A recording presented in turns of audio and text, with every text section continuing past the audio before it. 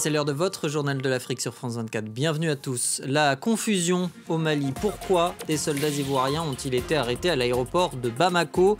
Bamako et Abidjan se contredisent. On tentera d'y voir plus clair avec Samuel Bernard, notre correspondant à Abidjan, dès le début de cette édition.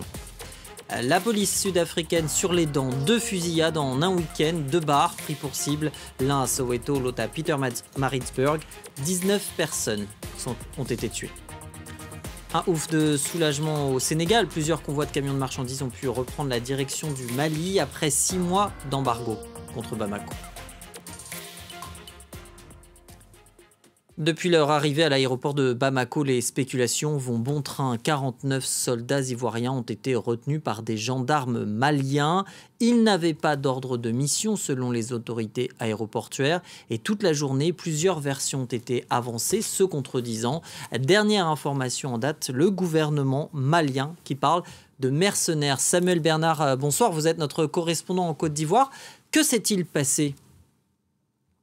Alors, ce qui est très impressionnant pour la journée d'aujourd'hui, c'est qu'on voit vraiment qu'entre les deux versions des autorités ivoiriennes et celles du gouvernement en transition malien, on raconte véritablement 2 histoires. Donc, il est très difficile de savoir ce qui s'est passé. Donc, 2 histoires autour de ces 49 soldats ivoiriens qui ont atterri donc à l'aéroport de Bamako hier soir. Alors, selon les autorités ivoirienne avec qui nous avons discuté aujourd'hui. Ces 49 soldats ivoiriens sont atterris à Bamako le 10 juillet. Ils ont passé la nuit au camp 1 de la gendarmerie de Bamako pour des vérifications. Voilà, c'est ce qui était dit, car les autorités maliennes avaient considéré qu'ils n'avaient pas d'ordre de mission les autorisant à rentrer au Mali, mais selon l'armée ivoirienne et également selon le porte-parole de la MINUSMA, ces soldats avaient bel et bien un ordre de mission les autorisant à entrer sur le territoire.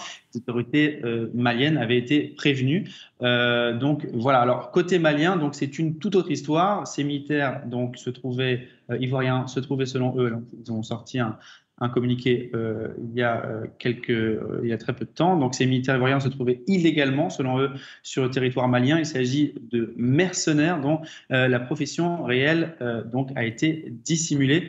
Des soldats qui seraient désormais entre les mains de la justice. Alors voilà ce qu'on peut dire pour le moment. Il faut rester très prudent et très difficile en fait d'avoir une vision claire de la situation et surtout du sort de ces fameux soldats. Il faut rappeler que cet épisode se déroule un petit peu plus d'une semaine après la levée des sanctions économiques et financières de la CEDEAO contre le Mali et la promesse de la junte malienne d'accélérer l'agenda électoral avec une élection présidentielle prévue pour février 2024. Merci beaucoup Samuel Bernard, le correspondant de France 24 en Côte d'Ivoire. L'émotion à Soweto, le plus grand township de Johannesburg. Les habitants ont été nombreux à se masser sur les lieux de la fusillade de ce week-end. 15 tués, 9 blessés, près de 140 coups de fusil tirés dans un bar. La police est à la recherche des 5 tueurs présumés. Une autre attaque a fait 4 morts. Camille Nedelec. Un simple bar devenu une scène de guerre. À Soweto, la police traque 5 hommes responsables de la fusillade.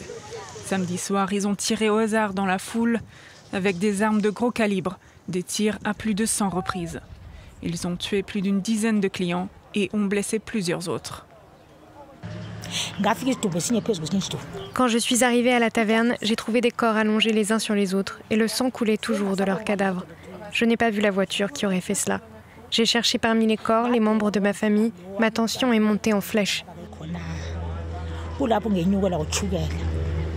Le week-end dernier a été particulièrement sanglant. 2 autres bars dans le pays ont aussi été victimes de fusillades.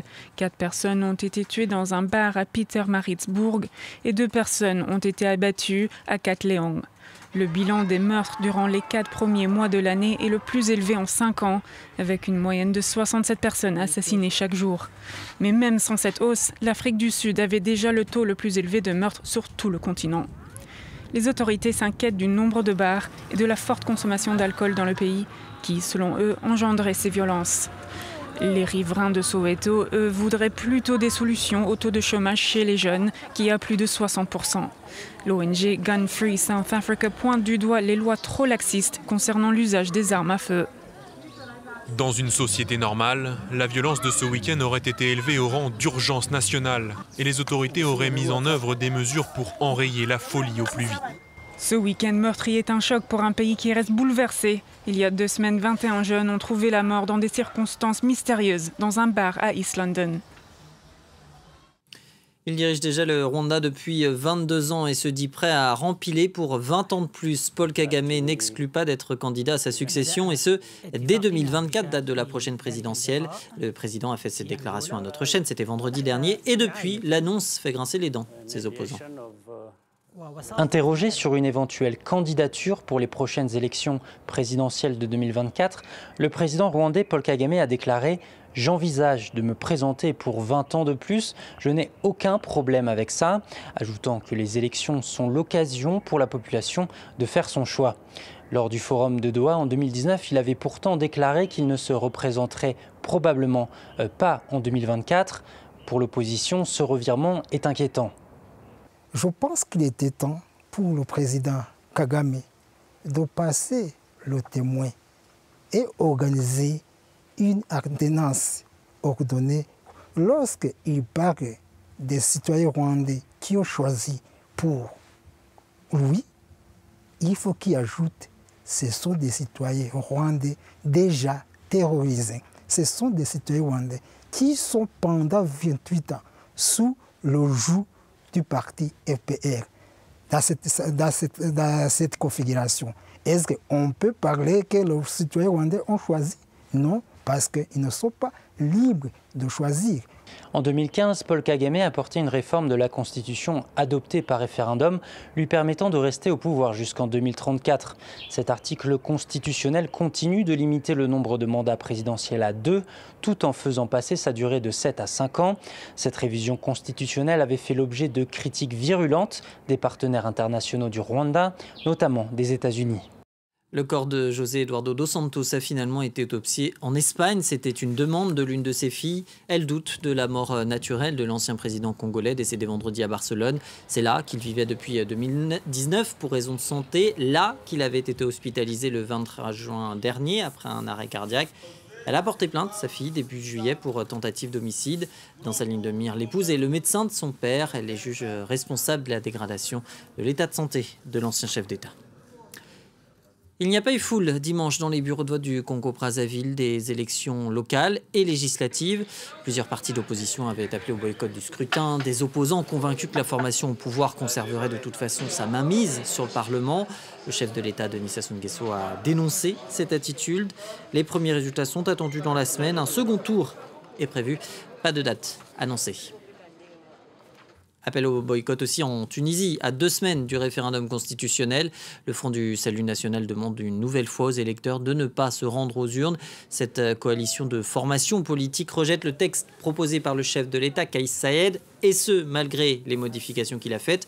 Selon elle, le projet de réforme est taillé sur mesure pour celui qui s'est arrogé les pleins pouvoirs il y a maintenant 1 an. Une rupture totale avec le système parlementaire jusqu'ici en place. Si aujourd'hui on instaure un régime de confusion des pouvoirs, comme c'est le cas dans le projet de constitution, le président accapare la plénitude des pouvoirs. Donc la garantie des libertés disparaît. Et donc il y a une menace qui trône sur les libertés. C'est pour moi la quintessence d'une mauvaise constitution. Et en plus, c'est une constitution qui a été rédigée par un seul.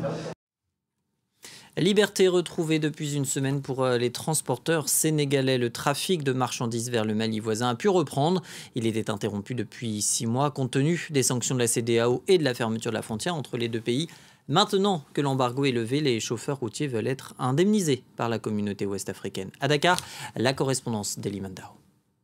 Ouf de soulagement chez les camionneurs qui assurent le transit entre Dakar et Bamako. Leur activité a été fortement impactée par la fermeture de la frontière entre le Sénégal et le Mali. Seuls les denrées de première nécessité comme le sucre, le riz ou les hydrocarbures étaient autorisés à passer la frontière. Les camionneurs qui transportaient ainsi des produits non essentiels ont été fortement touchés par cet embargo. Certains d'entre eux ont même passé plusieurs mois à la frontière entre les 2 pays. Ainsi, la décision de la levée de l'embargo est saluée par ces transporteurs de marchandises.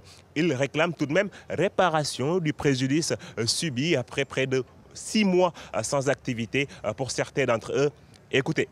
Depuis hier, les gens ont démarré mais il y a des camions qui sont en panne, il y a les marchés aussi qui sont gâtés. Donc ça, nous demandons une réparation à partir du Sénégal, par le biais du Macky Sall qui est membre de la CEDEAO, pour qu'il soit notre avocat au niveau de la CEDEAO pour les réparations. Puisque la sanction n'était pas programmée.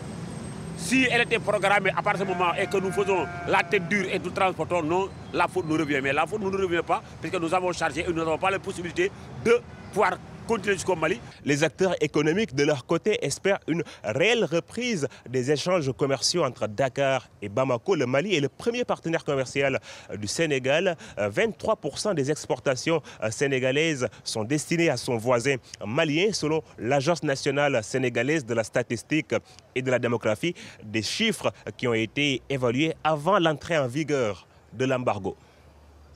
Le journal de l'Afrique, c'est aussi sur nos réseaux sociaux et notre site internet, france24.com. Merci de votre fidélité à France 24, restez avec nous.